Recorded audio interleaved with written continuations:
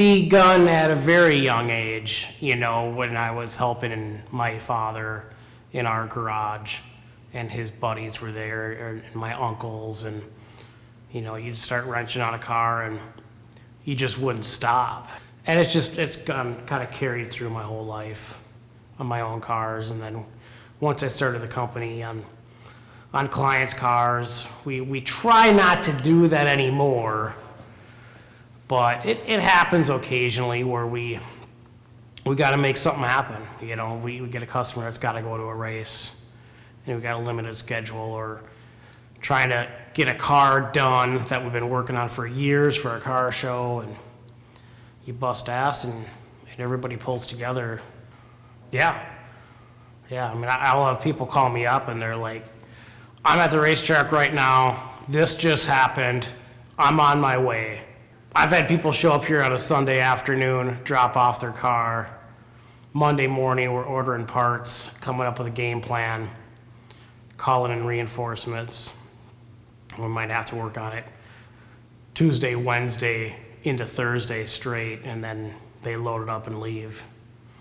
It's a big bill, but when you're a racer and you're hitting a circuit and you're trying to do all the races and you're doing points and you have a schedule and you've got a team and everyone's planning on this car being there on that day, and it goes beyond that. You also have race promoters and you have your sponsors, and you made promises to these people that I will be there, so you better be there.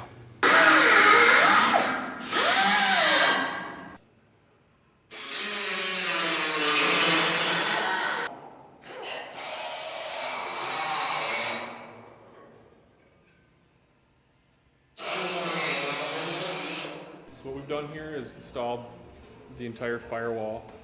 We did that in order to get the body on